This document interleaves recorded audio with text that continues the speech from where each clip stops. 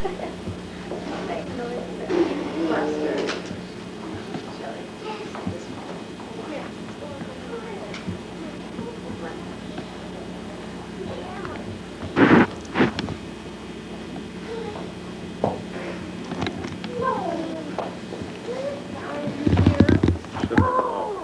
the button, the deal flashing on there?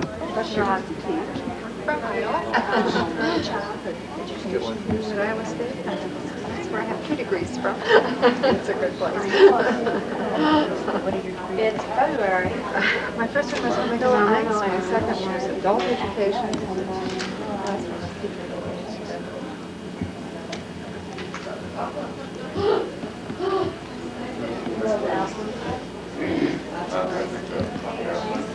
Yeah.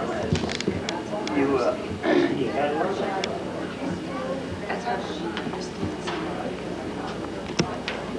That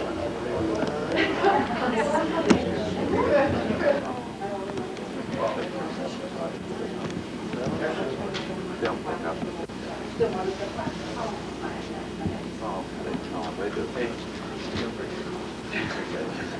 Is that thing working or? That is nice. What is that? Camera of what?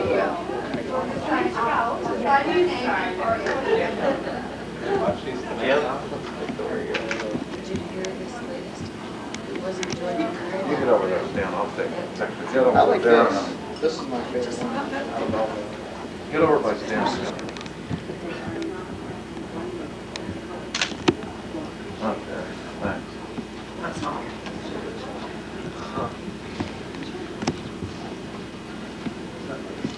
You just drive up there. It's all still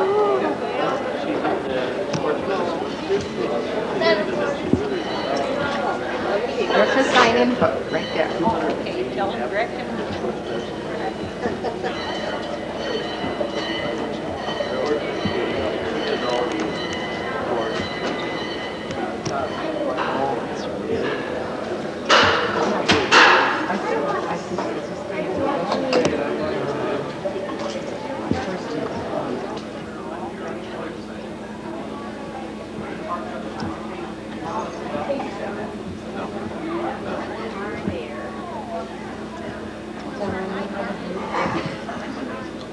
George and Mary one that.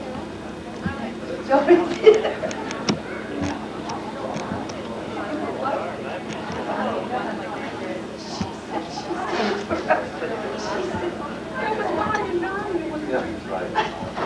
He's doing good.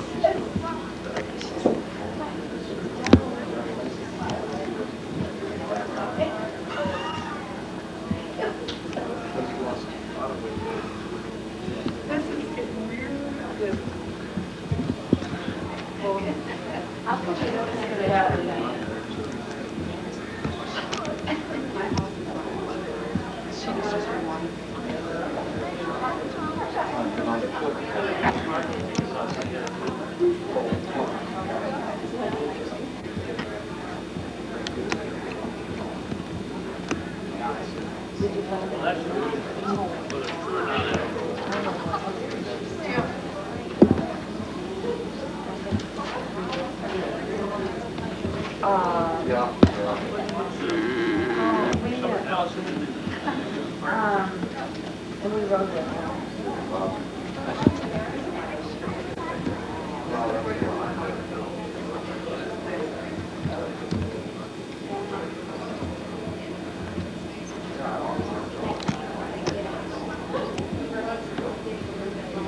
Yep. You're Jesse.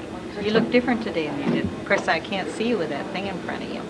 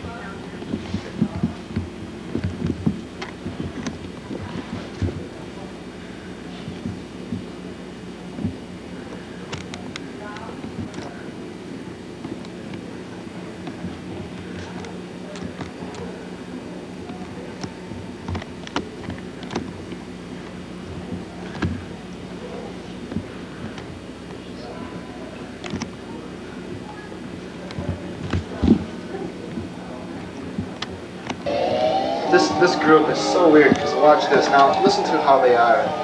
They're in rock and roll right here, you know, or hard rock. What is it? It's Queen, but listen, you gotta listen to them close. Go down and decorate. This is one. These pants I don't like. I know you don't, and I like them. I think they look great.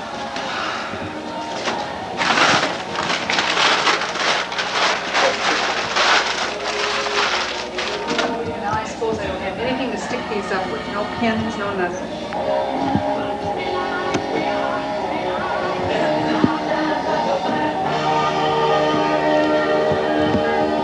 Jesse, would you do that for me, please? It's right out the door here, the car.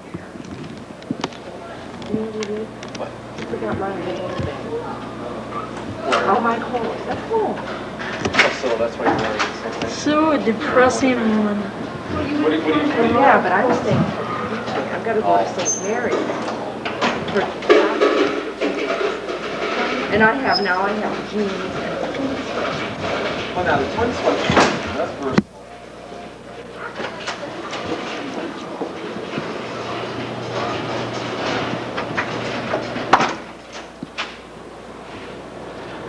Go away! So depressed. wouldn't you be? He forgot all my clothes. Zoom in. But it's not his fault. They just need to maintain. 500 or Yeah. 550. They just need to stick around. Yeah. But they can do it because they've got 2 wins in the conference. The only thing is going on the road against Iowa. Iowa at home is almost virtually impossible. Although they did get beat once at home. How do you tie your tie? Put it in Windsor? Right? Did you put your tie on Windsor? Chaz uses it in a double. I don't know what I put mine. I just put full one. Twice and then you bring it up. Dad's He put in a shot, then he put in a little pop. He goes, oh, I need. No, maybe a different one. That burns like a big gun. And here we have the Aldrich household. This is Alex. Hi, Alex. You gotta get drunk, yeah. Yes, Alex. Oh, Alex wants a Coca-Cola. Oh, how's it going? That's great. Across, you know, an adjustment. Yeah, that's family. I'll get the other one. You didn't get our Oh, got it.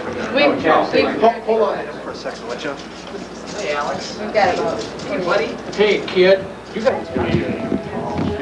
Good jobs for much I gotta go to work. Anybody grab the guests of honor down here? We're gonna do this without crazy enough to work on the railroad. Anybody from work for the I work for the Sioux. I work for the Masabi. Where's my, see my Kim? You have yours? No.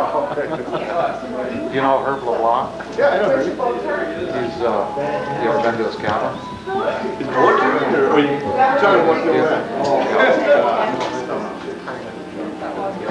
Grandma, always be in the pose. Always be ready.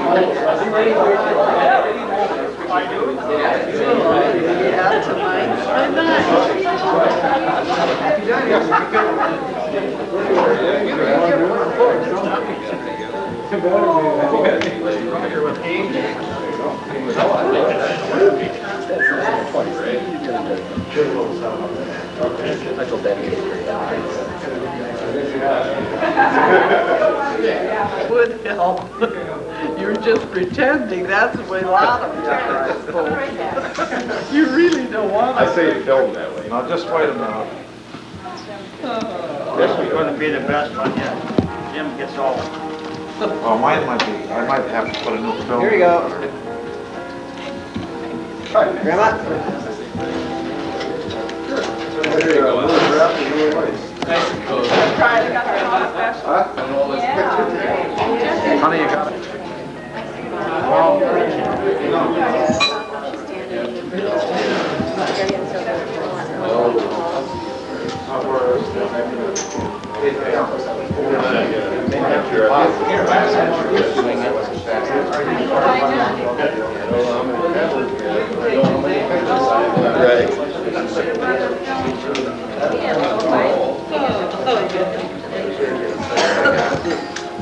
You gotta go upstairs and buy one. What do you think? that's where this mirrors and reflects. She's like all over the place. She's 2 kids. I never expect her to dance on she gets up and she's just like, You know what you're celebrating. I'm like, Laura?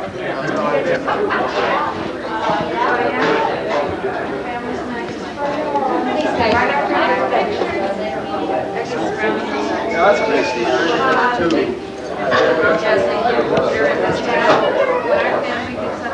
Where's Tim? Tim's coming right here. Stand right in front of Grandma. Yes, you do. You know what Laura was yesterday? Where's Aaron? Where's Aaron? Jim, why don't you sit down? Jim, why don't you sit down? Where do you want me? Why don't somebody sit down? Snack. Now look at, Oh, you guys all looking? Oh, I was gonna say me, and then I thought that's a joke. Where's the one you want? Here's the one. You gotta wait. Hey, Laura! You got the first one. Thanks, Laura. That's all right. Bill, that's all right we did. Yeah. We got the video. Gary and Sylvia. Gary and Sylvia there. Did both you got one? I want to get one. I take my tongue out of you. and we see him coming a little closer. Just a minute, let me try it on. That's it.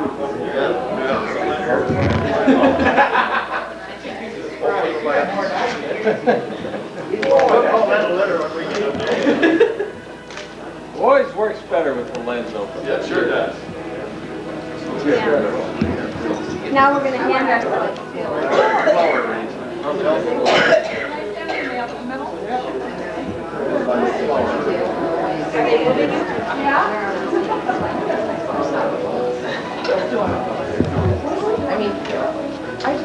The youngest of the Kleiss clan, Alexander, who's a great-grandchild, 2 years old, who's a real pain in the watusi most of the time for his parents.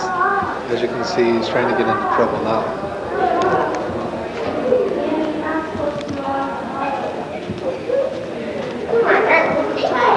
Uh-oh, there's more of them.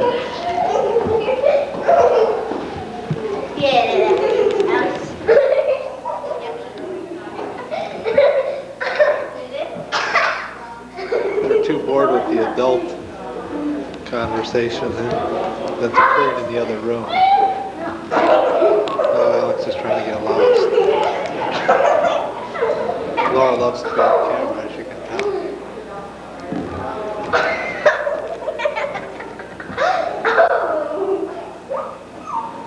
He works for an American corporation that buys Japanese with this fancy camera. Of course, we're not going to make it feel too bad for that. He's trying to take a picture. He still hasn't figured out how exactly how to work it is. He knows he's supposed to press a button, but he hasn't been able to find it. The first 3 rolls didn't turn out. Oh, there. Who's this motley looking character there? That's Bill Kleiss.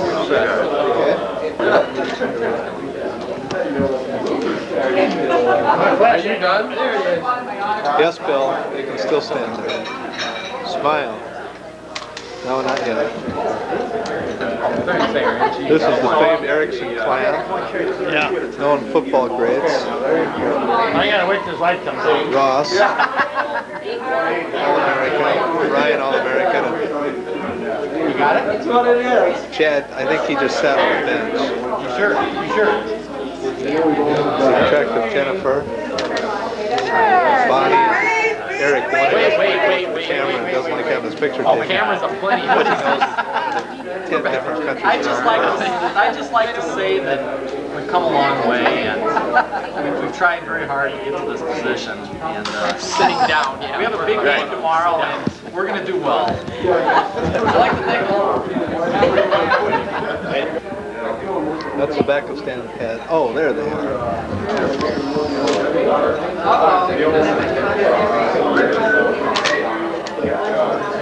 Did it flash? Yep. All right, hold on. How come everybody always asks for the flash?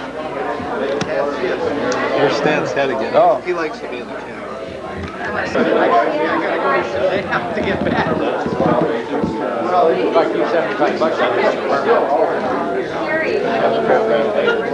There's Stan again. He likes to be in the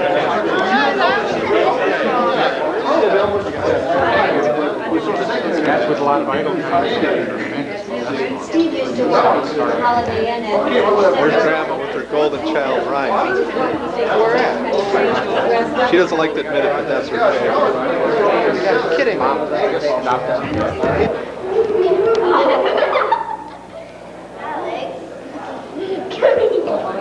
No, just dunk them in there.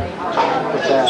I mean, this was a long time ago. It was really a dumb thing to do. Are you running it now? Yeah. Who are you taking a picture of? Grandpa. We rented it for the night. Hey, Mom. Hi. Gee, where'd you go?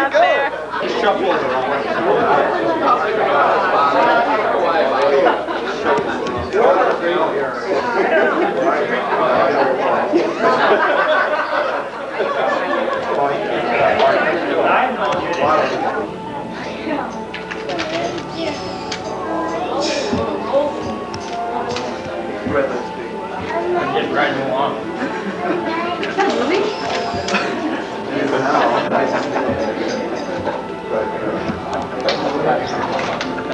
Free ride.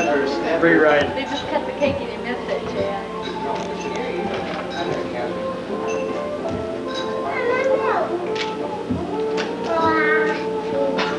Look at the grin on Grandma's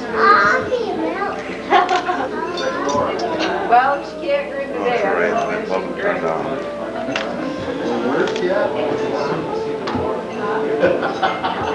Congratulations.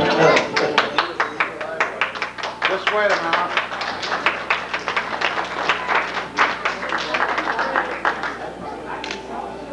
Got a flash tie on?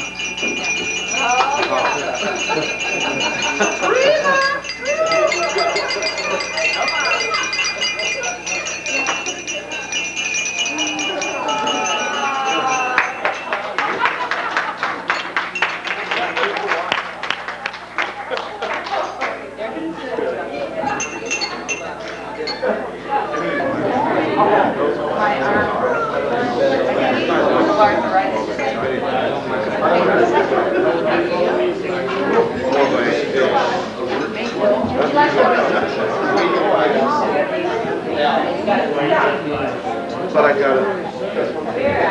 I was going to, but I changed it.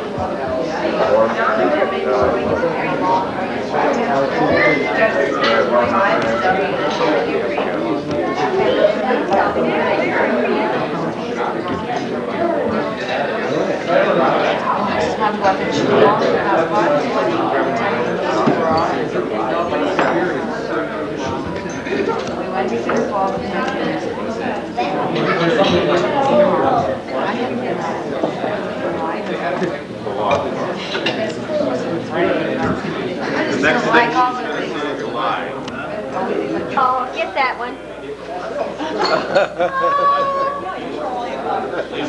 Very good. All right.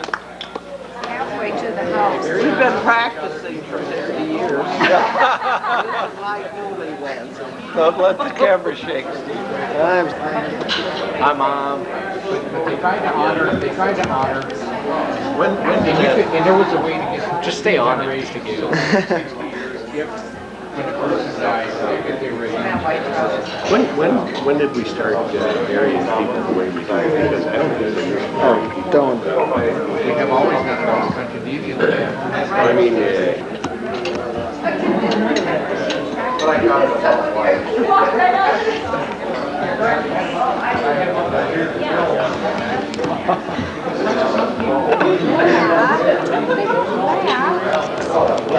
You would.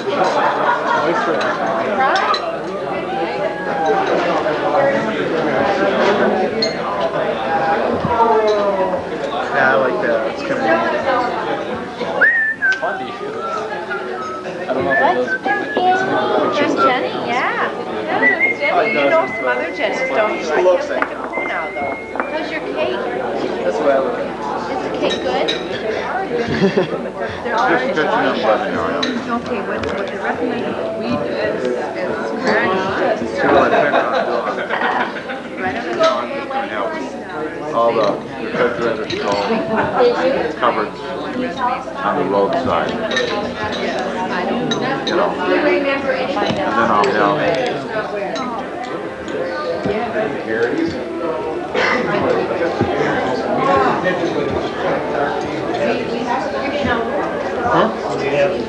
Bailey, it's an after dinner drink.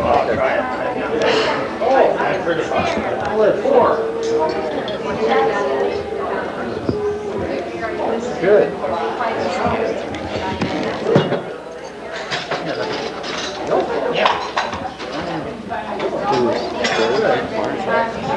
You're gonna go for broke, are you? After 50 years, don't make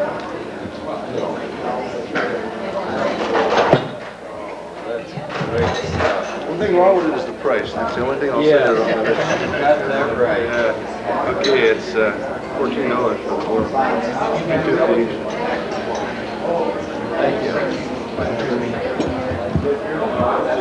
So how are the girls? William? Excellent. Haven't heard anything from him or about him or... Randy's got a new job. She's assistant administrator at a mental institute. She's assistant administrator? Not administrative secretary. Right. I guess. I don't know.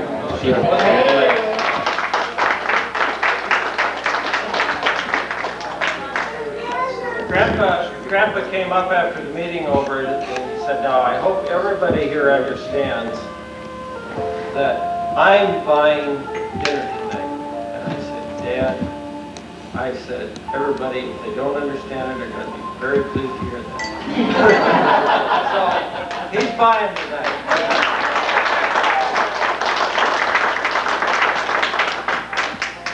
And first of all, I'd like to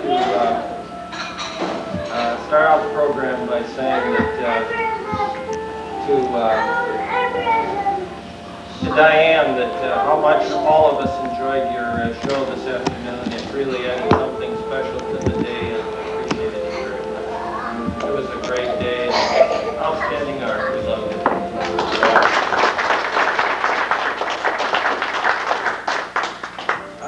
Dad? Now we're going to have to do a little catch-up. We're going to first off try to cover the things that we forgot to do when we started the program. It's just batteries. So Bonnie, if you come up, please, and we were supposed to do this early, then Mom. Oh, no, I thought I educated you. No.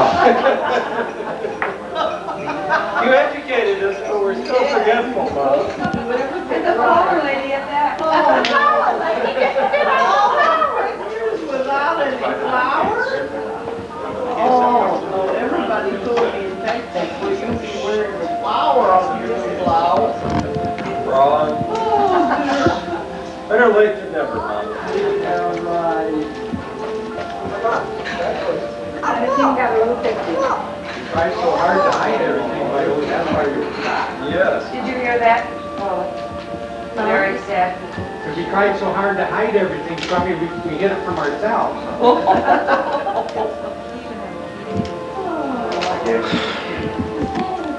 Leonard got us on the wall with the box and stuff. Now, anybody wants a picture again, you're welcome to take some. I'm ready this time. Grandma, you look great all night.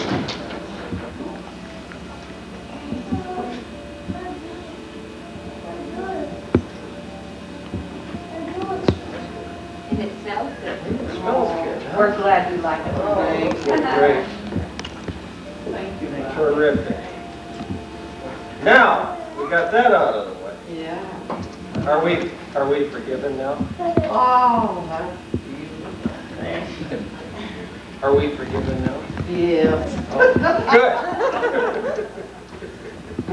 Okay. Well, I guess we've got a lot of things to do this evening, and including unwrap a few presents and so on. Before we do that, what we thought we'd do is do a little reminiscing. That's nice? Yeah, Okay. I've done a lot. Yeah. I heard you covered a lot of territory. There may be some things along the way that you've been trying to forget for quite a while. It's hard to sort it out. I mean, those things that you'd like to forget are those things you'd like to remember. So we're just going to kind of ramble on a little bit if we apologize in advance if we stumble across something that isn't all that great. Well, I know we will. First thing we want to do is try to reminisce a little bit, and your history is a little sketchy, okay, so you're going to have to help us along the way here a little bit. But it seems like this union of marriage started back in 1939, and we've got some very specific detail on that. So, in fact, it was recorded in a local paper, so we're going to have Becky read the announcement in the local paper.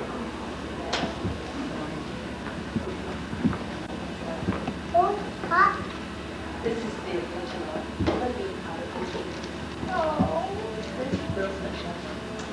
At a wedding ceremony performed by Reverend W.G. Nagler to the presence of a large group of relatives and friends at the St. John's Lutheran Church at Spring Fountain on Sunday afternoon at 2 o'clock. Miss Viola Kirchman became the bride of Leonard Kleiss. Miss Kirchman is the daughter of Mrs. Henry Kirchman of near Sumner, and Mr. Kleiss is the son of Mr. and Mrs. Adolph Kleiss of near Fredericksburg. They were attended by Iva Ann, Miss Warren, and Art Kirchman. The single ring ceremony being used. The wedding march was played from Lohengrin by Mrs. Theodore Stollett, and the bride and Mrs. Ewald Kleiss sang Old Promise. The bride was dressed in pink satin, pink veil, silver slippers, and carried deep pink roses. The bridesmaid was dressed in blue silk crepe with rosebuds in her hair. Both bride and bridesmaid wore floor-length gowns. A three-course wedding dinner was served. Waitresses were Laura Meyer, Dorleen Stollett, Doris Carmen, Mabel Unger, Mrs. Floyd Cady, and Mrs. Leslie Lansbury. There were 60 guests. The home was decorated in pink and blue, and a decorated wedding cake formed the centerpiece. They left Sunday evening on their honeymoon. The bride's going-away outfit was blue trim. That's the way it was told to me anyway. Or he thought it never happened or something. I don't know what it was. But anyway, that kind of got things started. And was there any other details that were missing there that didn't make the... To buy it. Get my brother-in-law to sign for me. Yes. Bernita remembered how your new husband ate because he said something like it was going to be his last good meal. Anyhow, she wasn't able to be here, but she did send a... These two here? This one will go after. These are all from And the pork we had for that meal, it's the hog that I butchered at home. Is that right? Well, these are from Aunt Bernita. Oh, no.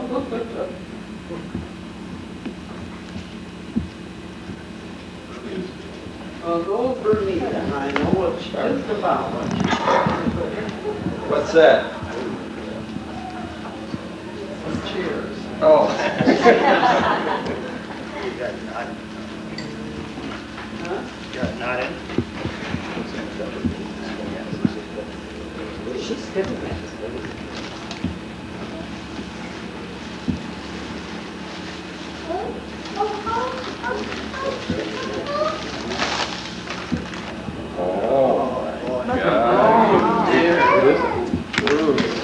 Gee, I wish she was here so she could pronounce it for me. Cavassier. Cordon Negro. Black wine. Pretty and they. Is that what it is?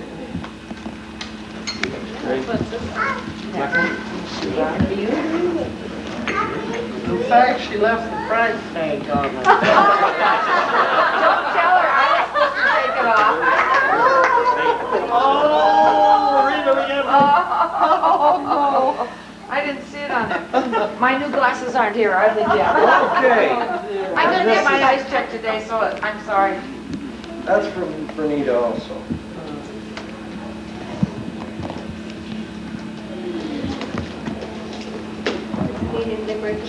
But she's the only sister I have, and she's very dear to me. Tim, shouldn't you get closer or no? Yes, did you hear that, you too?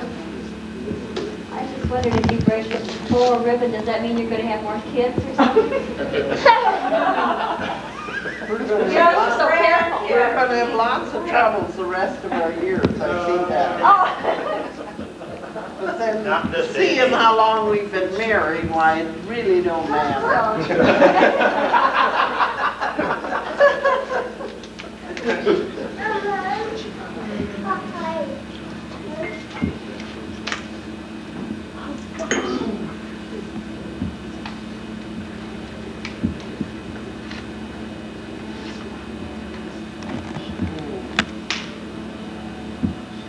She must have, this is the same pattern that Jean sent. Dear Viola and Len, congratulations on your golden day. Wish I could be with you, but my heart and spirit will be with you.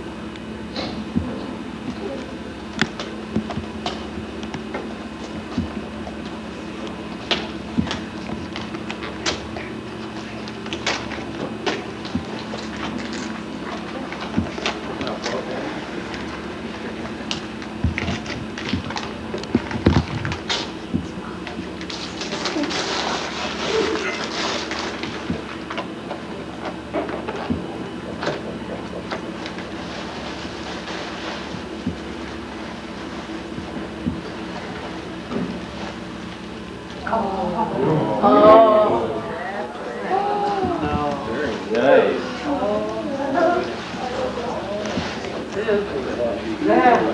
Oh, yeah, that one's next, and this is also from Bernita.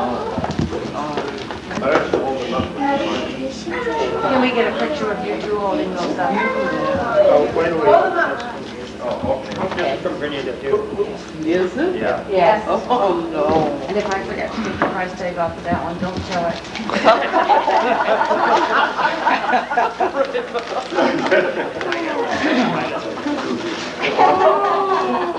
Oh, because I remember she said to me, be sure and take the price tags off. We're organized here.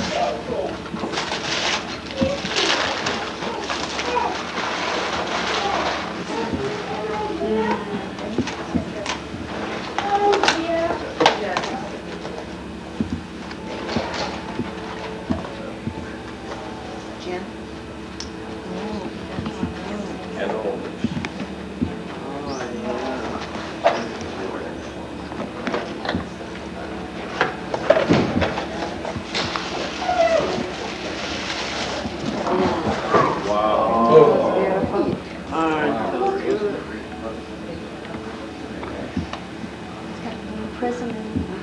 Oh, it's Australian crystals.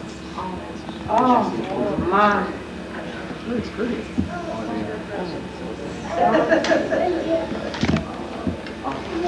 Good job.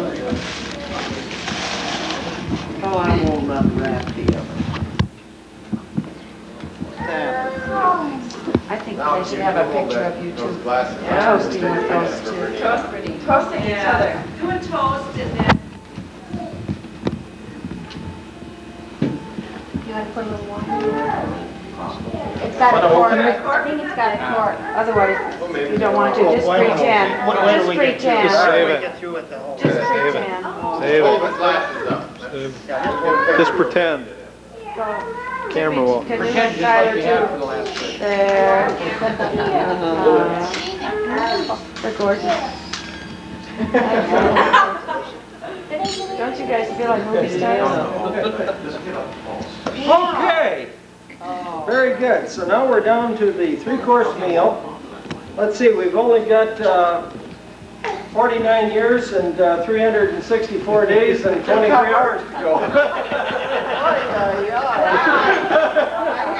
About midnight? Oh, okay. By next Wednesday, we ought to be through here. Yeah. Okay, well, now, here's where I'm really going to need a lot of help, because I drew on all the resources that were available to us, and that wasn't very much, but we understand that you set up a house on the Kemmeyer farm. Is that correct? Yeah. Okay, and what were you? Were you hired man or 50-50? What was the story on that place? Well, I was with my dad 50. Okay. And after we were there for about 6 months, my dad's mother decided to move down. So I signed it off and they went to town. That's what was left. Okay, and so you worked there for a while, and then you moved on about 1941 or 42 to the Pierce farm. And when? 41 or 42? 39, 41, 42, it must have been in 43. 43. No, 42. 42. And the reason we think it's 42 is because he was not in the service yet. Arlen wasn't in the service yet when he went on to the Pierce farm. In fact,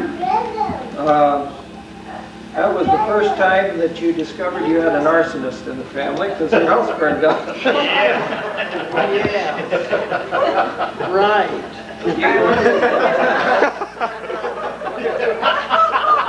I wasn't there. Not when the house goes down. In fact, they didn't have a house burned down until Arlen got back out of service. No, I was before. Oh, no. It was before I went in. Okay, we can't hang that one on Arlen. I apologize. I thought I had the service till after the new houses. No. Because he wanted to know where his room was. He says, I hung my hat on that limb out there. That's going to be my room. But anyway, they got on the Pierce farm and the house did burn down. And then they moved into Kenny Burmaster's father's place. Well, they built a new house on the Pierce farm. And Arlen tells that he and Dad dug the foundation for the house using horses and a walk-behind carrier, and would drive the horse down in there and slide the carrier in and walk the horse out. And by walking in and out, they gradually dug the basement. So And our neighbors would around the outside of spades, a straight wall, throwing the dirt inside it. Yeah. That's how they dug the foundation. Somebody come in and laid some block and put a new house up again for a grand total of what, $2,400 I think was $2,400. Contract job. Contract job, 2 or 3 bedroom house for $2,400. 2 stories. Story there. And Full basement, cemented out. that lasted, they hung in there, got the new house broke in, and then moved on to Brooklyn, Iowa in about 1944. Is that correct? And they moved over with Uncle Herb Kleiss near Brooklyn, Iowa. And he worked in partnership with Uncle Herb for a few years, and right when the war closed, I can recall this, because I must have been, well, at that time it was like 45 when the house burned there. When that boy was born. Yeah. And in 1945, I can recall sitting at Uncle Herb's house, and I can't recall whether we were over there for Sunday dinner or something. We were picking corn, it was all eating lunch over there. Yeah, and I happened to look out the window, and their house was on top of one hill, and our house was on top of another hill about half a mile away. And I looked out the window and I said, I think our house is burning. And after that, it was pandemonium. And the bug struck again, and the house at Brooklyn burned down. Of course, well, after you've had 2 fires, you can't have very much left over in terms of family heirlooms or anything that really meant a lot to you. But no hill for a climber like Len and Vi. They just buckled right down into it again, and they moved on from there and they moved to Sumner. And they rented what they called the Menke farm. And they farmed, that was 240 acres, and Dad had an old F-20 and a bee farm all, and that's where Bill and I started our farming careers. I particularly remember the Menke farm because that's when all the Kirchmans used to come out and help farm. I remember two things about that. One of them is that after we got through haying, everybody would run down and jump in the creek. And I was always so impressed with how brave the Kirchman boys were because they get bloodsuckers on their toes and they'd laugh about it and pull them off. I was scared to death if I got a bloodsucker on me. The other thing I can remember is waking up one night at about 11:30 and there's young girls giggling outside my bedroom window. And they're giggling and giggling, and then I hear some guys giggling, and then I hear more giggling. So I open the window and look out there, and there's some of those Kirchman boys again, and they've got some young girls, and they're in my swing. In my swing, and they're...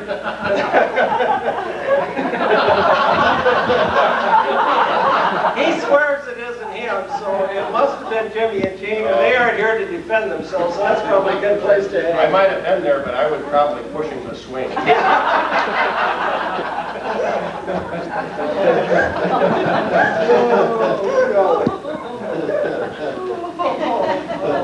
So we tried farming the Menke farm for a while, and decided that if we're going to stay in this farming business, that we ought to own a place of our own. So, what was it, 1948 or 49? You moved this. 1947. We moved in February 48.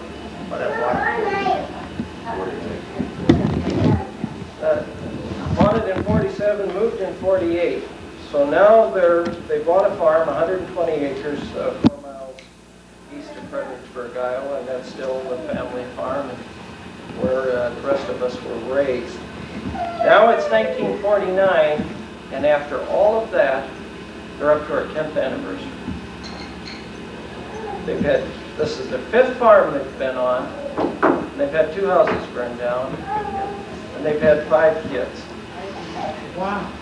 In 10 years, 5 farms, and every time I think about what they've gone through and working for a corporation, and we moved 8 or 9 times, no problem, no problem. All we have to do is sell our house and move. The company even moves us where they had to get friends and neighbors and so on and so forth, plus put up with all the agony and 5 little brats running around, so. And buy a new curtain house and curtains.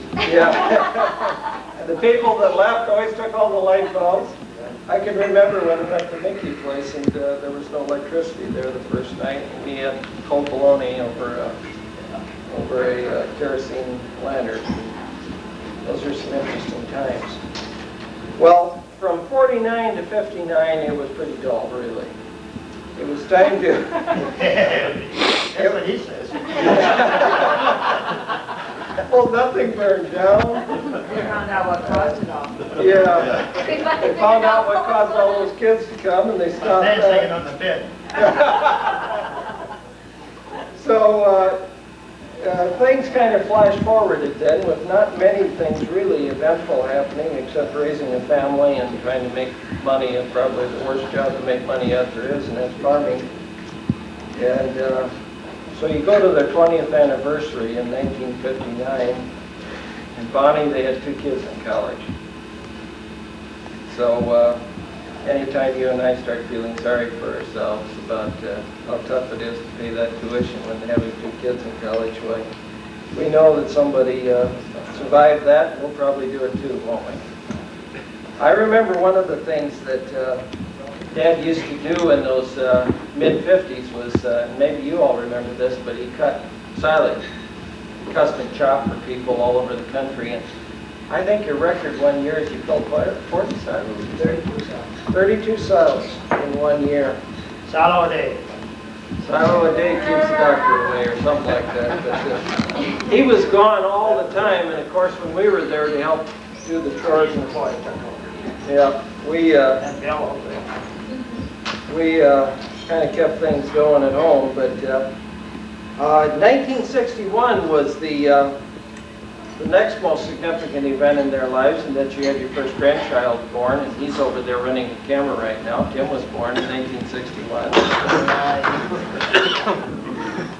And where do I have it here? I think in 1974, one of the big financial decisions of his life is he bought another farm. And let's see, now we're up to 6 farms, aren't we, Dad? We're not counting all the ones he rented in between, by the way. We're just counting the ones that he lived on or owned.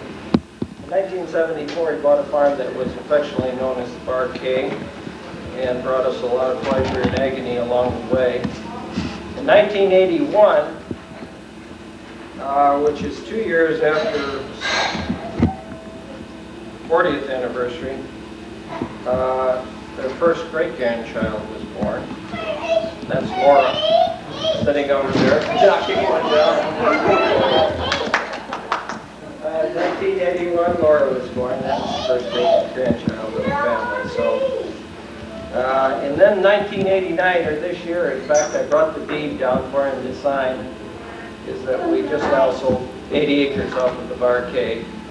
And so that pretty well wraps up a farming career. There's an old German saying, and my secretary showed me this thing, and it was, thank God it was translated because I wouldn't have been able to figure it out, but it's a long saying, but it's boiled down to about 3 or 4 phrases. Basically it goes like this: if the most you can expect out of a happy life is a steady job, a warm home, and a spouse that loves you back.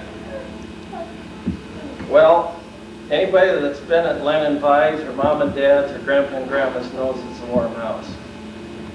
I don't know about a steady job. I don't know anybody that worked harder in keeping a steady job than my dad did, but he stayed at it, and in the end, I think he's been successful. And there's no question about it, he found somebody that loved him back. So,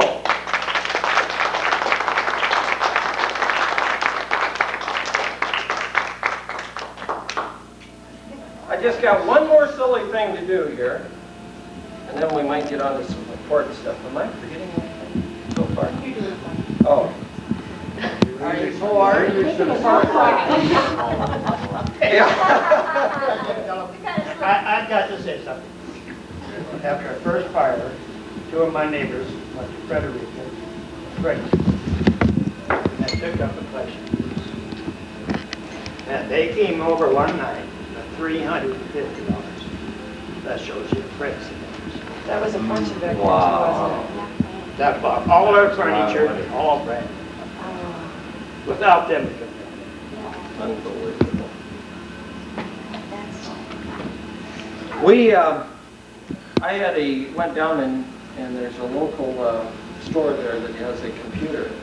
So you plug in your anniversary date and it tells you what happened on that day and a few other details that happened that year. So I'm going to kind of read a little bit of this, so maybe bring back some memories for you.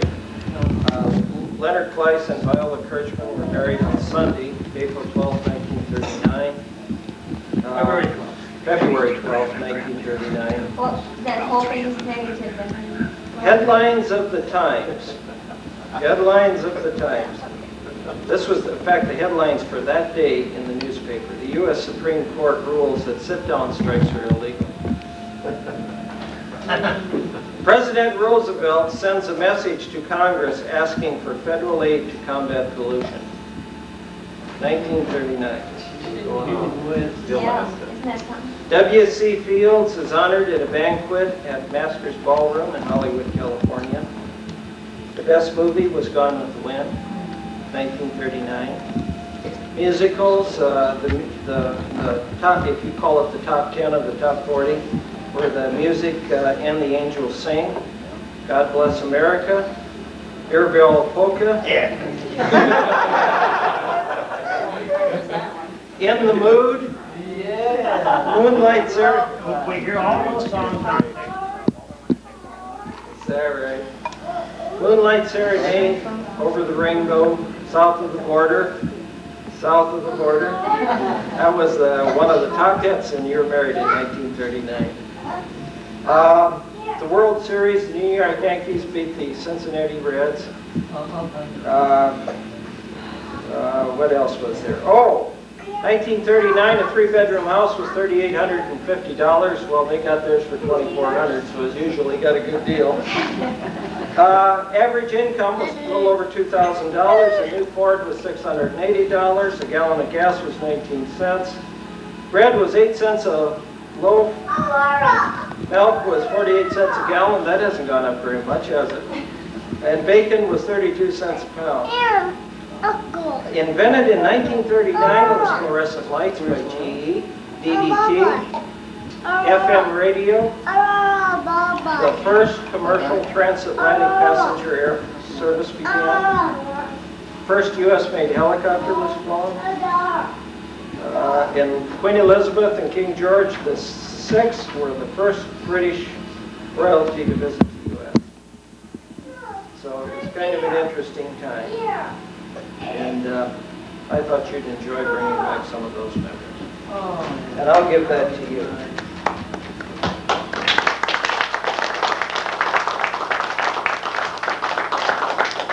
Okay, we have now what we like to call our nostalgia time for this event. And what everybody has done is, over the last few days, is try to think back to a few things that have happened in their lives that you either touched or was a part of or participated in. So I'm going to leave that. I'll lead it off with a couple of stories, Dad, and you'll have to help me with some of the details because they're very vague. But the first one I'd like to mention, and it's very clear in my mind, is the time that the train in Sumner ran into our car. Boy, that old Ford. And I'll tell you, as I remember it, and those of you that are familiar with Sumner, when you come in, not on the blacktop road, but the next road over, it's gravel until you get toward town, and then it's cement. Come by the swimming pool there. Dad and I coming into town in the old Ford, and we were coming down the road. No brakes. Had no brakes on the car, and all of a sudden the darn thing quit on us. And we're rolling, and we're rolling, and we're rolling. And here's the tracks. They're coming closer and closer and closer. All of a sudden, they're kind of rough, you know, and the car front tires kind of jump over the first one, and then they jump over the second one, and that's all the farther it can go, and then we're sitting there. And this was all kind of exciting for me, but the next thing I knew, Dad had me by my arm, and I was going out the left side of the car, flying, and we're running down the tracks. And I look back, and there's this train engine, and it's pushing our old Ford right down the tracks. It's going boom, boom, boom, as it's going over each railroad tie. Just like the movies. Just like the movies, and I'll tell you, that was exciting. Harlan swears he never heard the story, Dad, so you must have kept it a secret. Oh, boy. You wondered if I own ever heard it.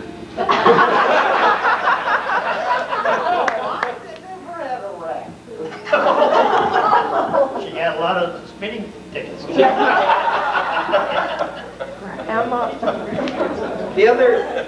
other event that I remember, and I want to tell you this story because it tells you a little bit about dads, you know, and how dads are. They all react a different way to certain kinds of things, and I react one way, and other fathers react another. But this will tell you what kind of a dad I had. As I was in high school, and I think that I can't remember which car I had now. I think it was the old 49 black Chevy. No, this was the other one. I think it was the one in between, the brown one. Brown 51 Chevy. I traded the 49. Oh. Well. My first new car. I was in FFA, and we were going out to our test plot, and the FFA instructor had a carload of kids, and I was supposed to follow them, bringing another carload of kids. And we take off through the country, and unbeknownst to me, in the FFA instructor's car, they go by a kid's farm, and he decides he has to stop. And and go back to the farm. So he slams on the brakes in the middle of the road and throws it in reverse, and I don't get stopped. Next thing I know, I'm just sliding right into him, and boom, I hit him right in the back end. What a mess. What a mess. I mean, run into your school teacher's car out in the middle of the country. I'm just scared. I'm going to flunk the class, and Dad's going to kill me and everything like that. So I have to go up to the farm and call Dad, and he wasn't there, but I think Mom, you gave him a message or whatever. And so Dad comes out there, and Mr. Behrens is there, and he's looking at it, and there's hardly a mark in his Mercury, and my car's all bent up in front. And I just don't know what to say. Finally, Dad comes over to me and says, "Well, looks like you hit him in the rear."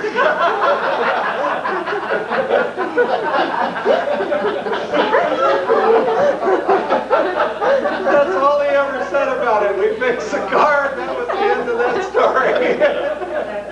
I looked, one good look at him, he wasn't hurt. I said, "You hit him in the rear." That was the end of that too. The last thing that I remember, I have a lot of memories, but probably the crowning achievement in my life that I'll ever have, regardless of whatever happens to me in terms of achievement, was when I was 10 years old, and Dad sold me one of the heifer calves, and we just cut it out of the herd, and we thought it was a pretty good heifer, and I showed it at Dairy Day, and I showed it sat down at the county fair at Nashua, Iowa, and I was 10 years old, and went and stayed right on the grounds and slept in those bunks, and people put red hot in my bed and all that business. Anyway, I showed there, and I ended up with the grand champion calf at the Chickasaw County Fair, and my crowning achievement, by God. And I'll remember that as long as I live, and especially remember the pride that Dad had in the calf and me when all that happened. So that's my share of little memorabilia, and I'd like to invite anybody else to contribute, even Mom and Dad, if you have anything. I have a story. Oh. For Grandma talking about ski tickets. Just Yeah, Grandma's. let Brian tell this one. Grandma. Get up. I just thought I'd defend Grandpa since Grandma says that she's never been in Iraq. I had been about 10, 11, 12 years old. And we're coming home. Did you guys have those creams or something like that? The solar stop sign, you know, got them, all of them grease sheds right there. We're coming down, and we're going. We're going to town. We were late to get to my house for some reason. And we're going along outside the cop, because by the other way he points at Grandma, you know, and Grandma's, she's just she doesn't know what, she pulls over, she's sitting there, oh my gosh, she's sitting there. The cop comes walking up the car, he looks at her, he's got his glass on, looks at Grandma, and this is really vivid in my mind. And I didn't have much experience with the cops there. And here's Grandma sitting there, she's not looking too cool about the situation, and I'm pretty nervous, and the cop looks at it. And she starts asking Grandma what she's doing, and Grandma's telling her, taking me home and stuff like that. So, well, I had the clock at 73, Mrs. Kleiss. She's going, oh my gosh. He tells her the fine's pretty stiff, and he goes, but I think I'll let you off this time. And then he leans over to me and he goes, you're not going to tell anybody about this either?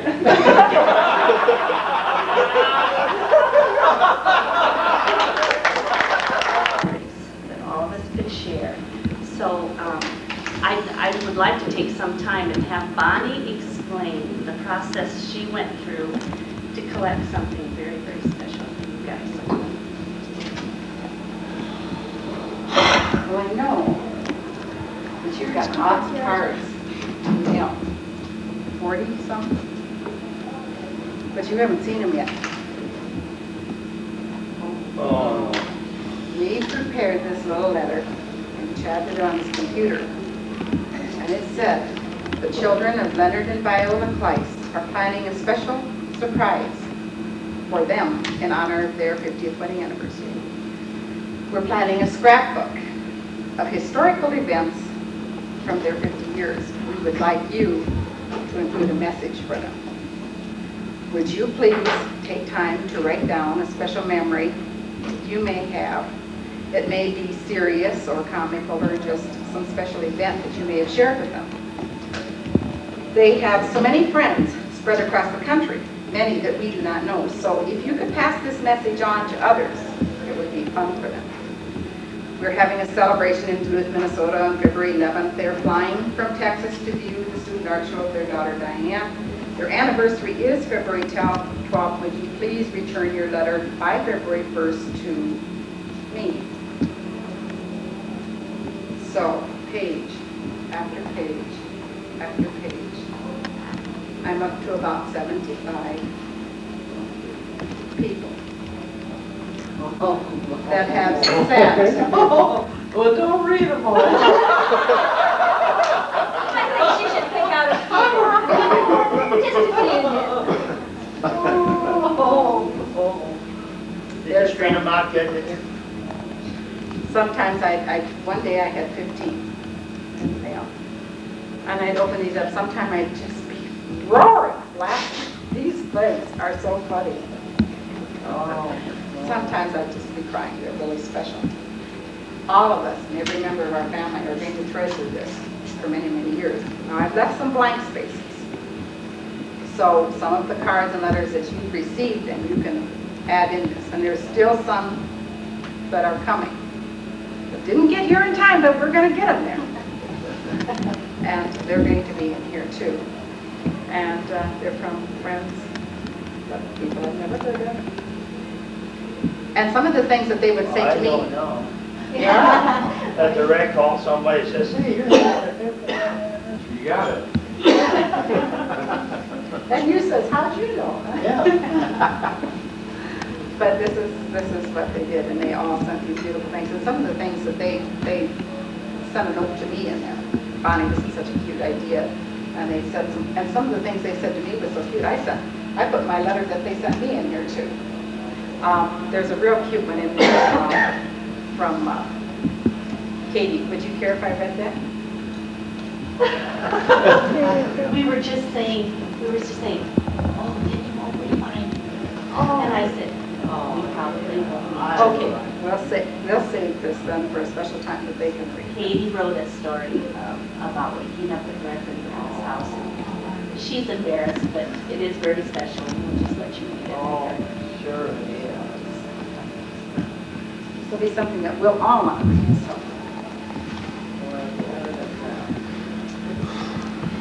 You can bring it closer like this. Hey, now, that was not the bad thing. Right now, let's focus close and far. And it's just, it's because you're special. Good, those beautiful. Oh, did Arlo make them?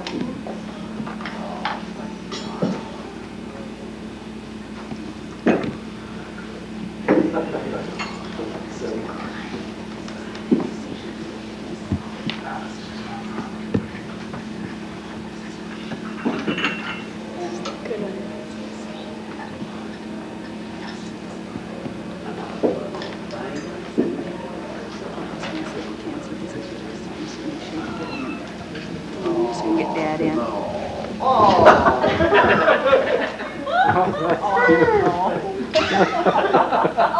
we love it.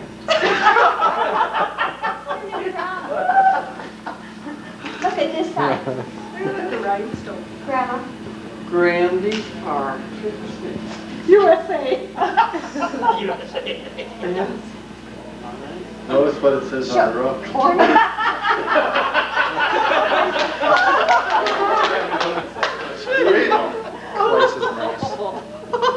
The reason I thought we better do that, Viola, is, well, we thought maybe when you got back home this spring, you really wouldn't have any place to go but the pond, and you ought to have something to look at.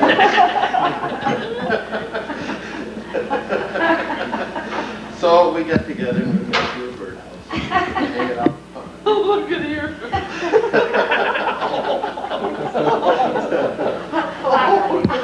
Made that. Look at here. Made that bluebird of paradise feather your nest. Big bluebird of paradise. Wow. But that's the reason we done that. So you'd have something out of the, when you lived out at the pond, your house is occupied. Okay, and Mom wanted to read something very, very special. Yeah. Okay, now make it time.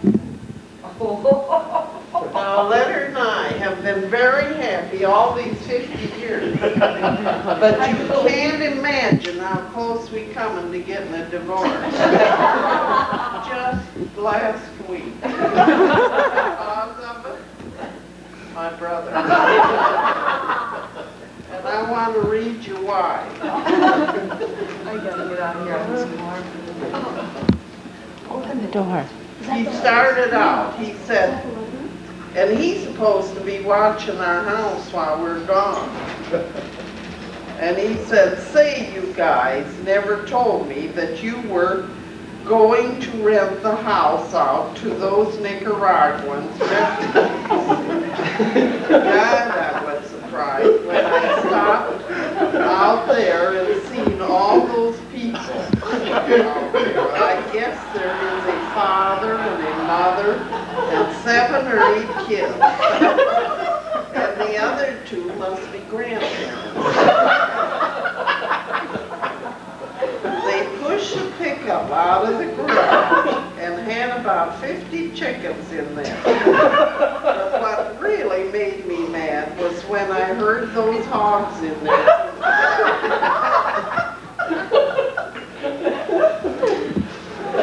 They were starting to crowd around me and couldn't speak any English except 2 of the kids could say a few words. I drove down to Ross's and called the sheriff. While I was waiting for him to come out to Ross's, I talked to them about it. Bob says they hadn't caused any trouble, but he was missing 3 of his old sounds. So that's where they got those sounds. When the sheriff got there, we went back. While he was talking to them, I went into the house and looked around. They hadn't really done any damage, but there was beds all over hell. Then I went down to the basement and my God, what a mess. That is where they have been doing their butchering. Good thing it's cold in the house. They don't have to run the furnace. Tell Leonard he won't have to worry about tearing down the barn. They have been doing their cooking outside over bonfires. They have been tearing the boards off of the barn to keep the fire going. Can you believe it? And we 1,500 miles away.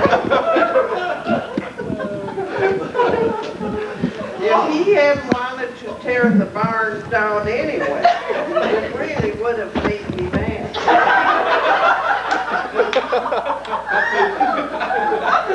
When the sheriff got done talking to them, he was really P-I-S-S-E.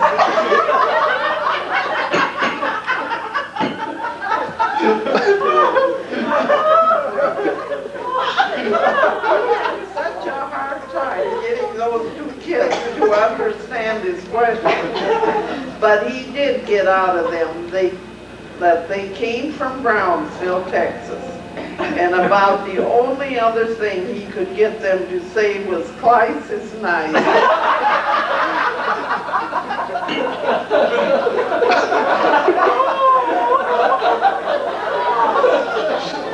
I thought that took a lot of nerve.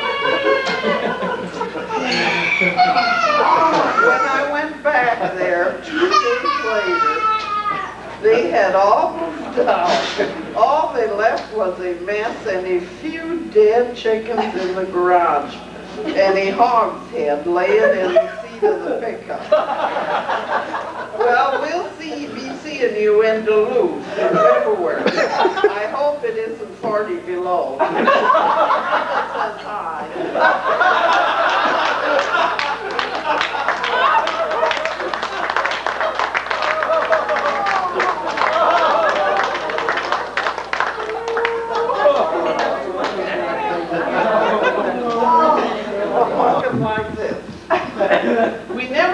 put that money in the house. See, I told you all the time we should have moved into an apartment. I said, call him up. So he started walking a little bit more, and pretty soon he sat down. Well, I gotta think about this. Then it dawned on me what.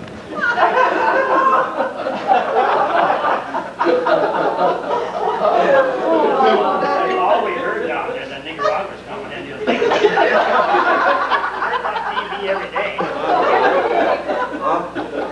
But anyway, after we found out it was just a joke, it was all right. But I don't think he publishes more of his stories in the newspaper than sending them to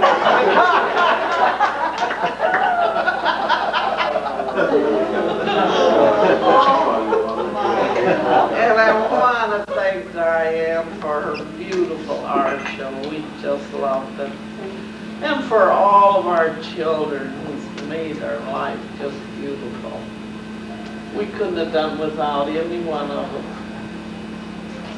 A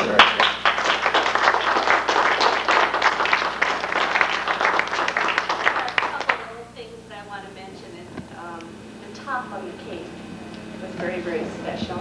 It came from the 50th anniversary of Grandma Kleiss. And I have a picture of their 50th wedding anniversary in the family book, and I'll set that out if you'd like to see it. The vase on the table over there is beautiful. That came from Valiant Farms. Oh, very special.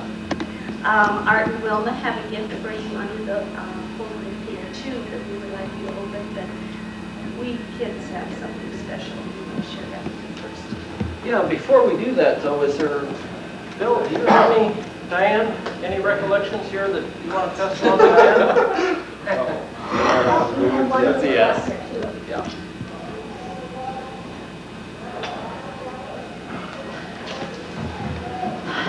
I'm Diane, the late bloomer. I really don't have the receipt prepared or anything, but I do want to say that I don't want to pass up this opportunity to thank my mother and sisters, to thank my family. It's a special family. And all the letters and cards, telephone calls I received, wishing me well, wishing me the day. It's just been wonderful talking to everybody. I talked to Sylvia called, Bernita called. Oh, that was just wonderful talking to her.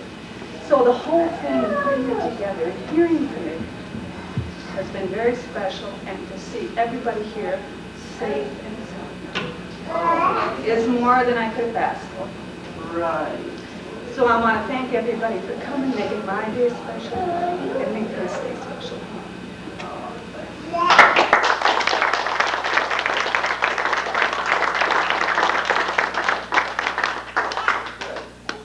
Anybody else? Me. Oh. Right. Yeah, she needs a chair.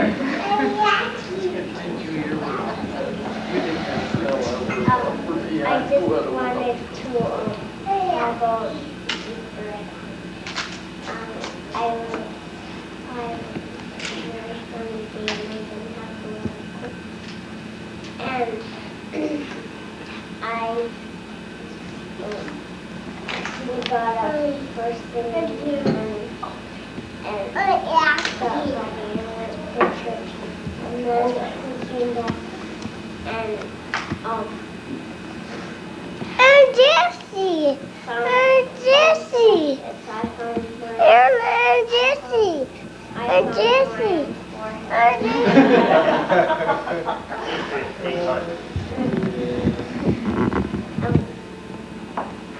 We had a big turkey Grandma said I had the table, but she saw it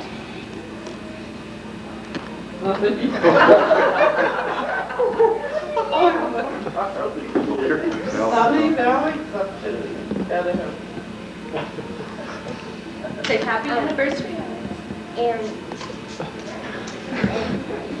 it was a nice day full of love. Thank you.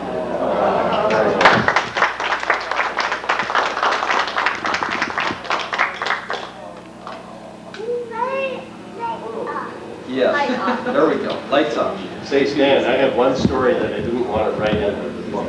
Oh, happy anniversary. Yeah, okay. Say happy anniversary. Hard. Yes.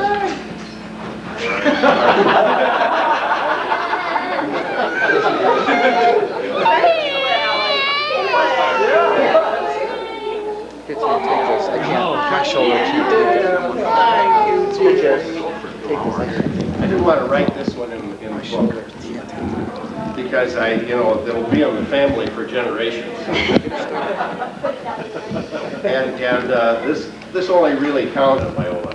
That's it. But she had a hobby that helped her pass the time.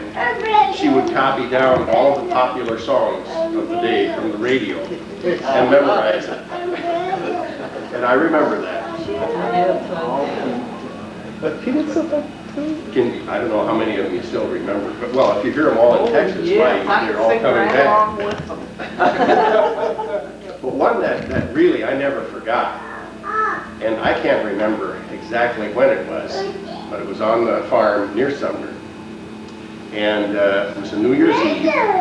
Leonard and Viola had been to a New Year's Eve party, and I think there were several kids. I don't know how many, couple, left at our house. They came back to the house after the New Year's Eve party. I was up, I don't know, well, I suppose New Year's Eve everybody was celebrating. And maybe it was noisy because when Leonard and Viola came in from that New Year's Eve party, if anybody was asleep, they were going to wake up. Because they had a pretty heavy indulgence that night. They came in giggling and laughing. Oh, it really arrived. And I still have this picture of Leonard sitting in front of the kitchen stove with the oven door open, on a chair, his hat on the back of his head, had terrible hiccups. And then laughing in between. And we were all standing around laughing at him. And finally he says, "Well, Leonard."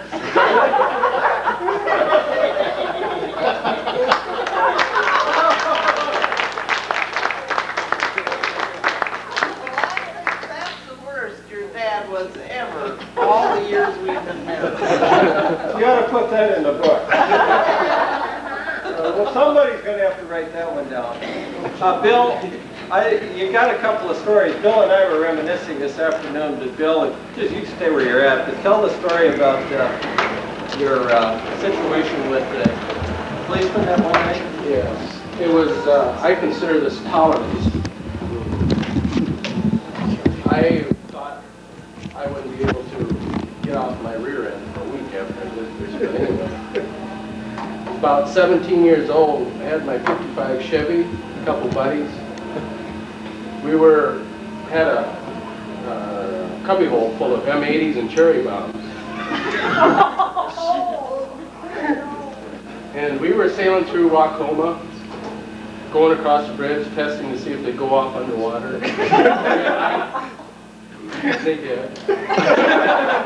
Then we went down to some farms outside of Wacoma, going towards New Hampton. I remember there's a big, outside of this one farm place, there's a big rock pile. And the boys said, who's got the best arm?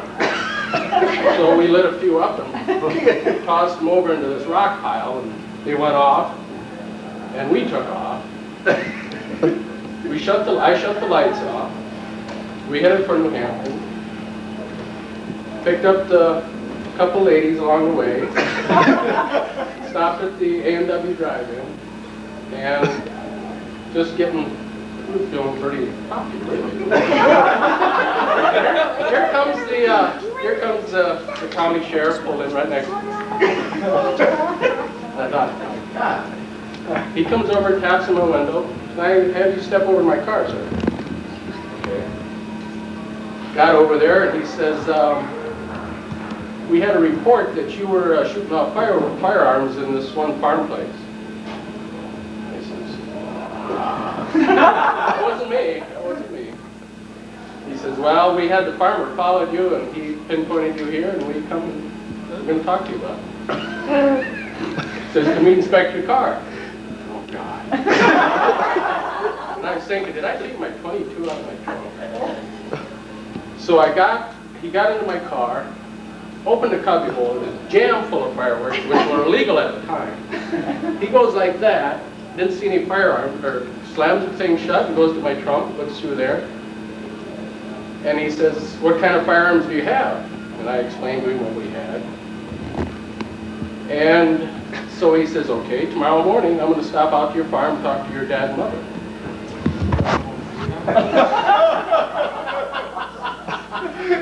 So I heated home that night, didn't sleep the rest of the night. Thought, my God, Dad's going to kill me. So I went down the next day and caught Dad when he looked like he was in a good mood. I says, Dad, we had a little experience last night. And the sheriff might be stopping me.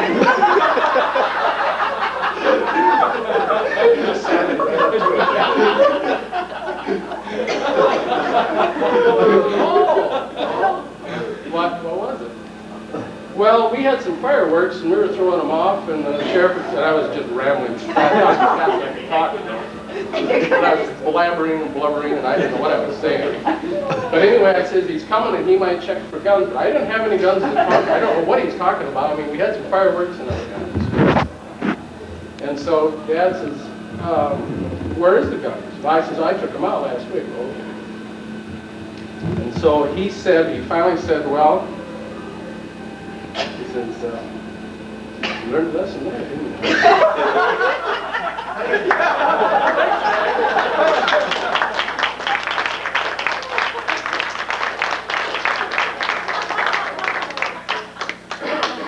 When it comes to raising boys, Dad had the theory down exactly right. He knew when we'd been punished enough, and if we hadn't been punished enough, he made sure we got punished enough.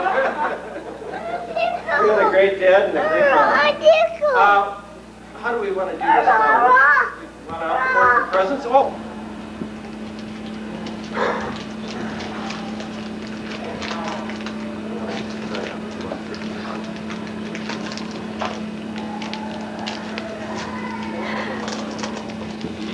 See you trying to explain it.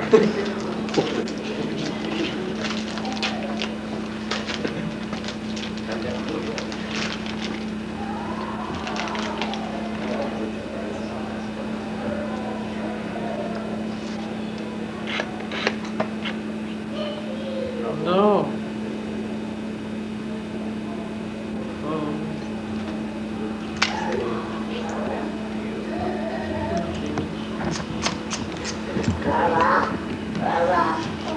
Now, it probably won't fit your finger, but we have to have it sized for you.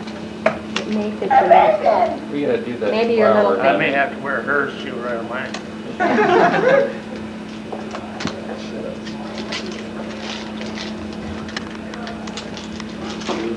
Oh, that matches yours.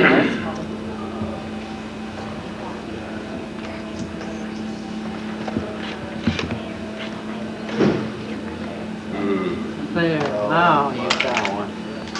He'd never let me buy him a ring. That's not going to fit either, but we'll have to have it sized, I guess. Look at that. We'll have it sized.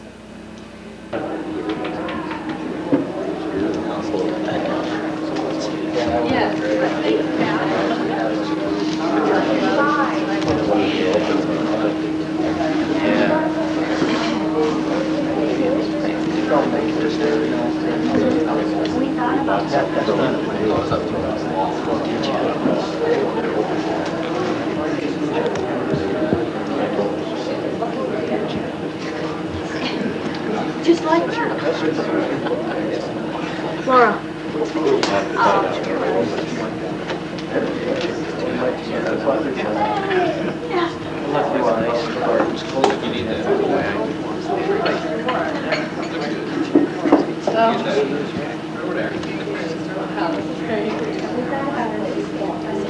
Maybe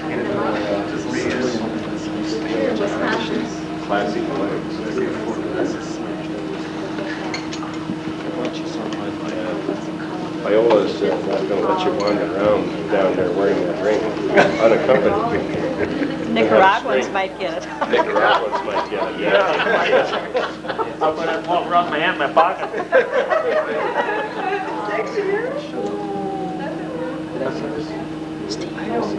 Steve, did you see that? Oh. That's from Martin Willman. It said, sorry you came with. That was all. That's something like anything. May I see?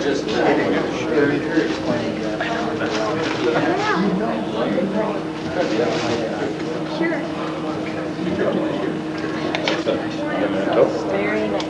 What is this? Your wedding picture? Yeah. On this finger, is it a 9? That's, yeah, the right hand. So we're gonna come out with this. I don't even have to leave the place. It's a sports bar. What we were wondering, if this is Huh? That's all we want to do. the rest of the settings. Well,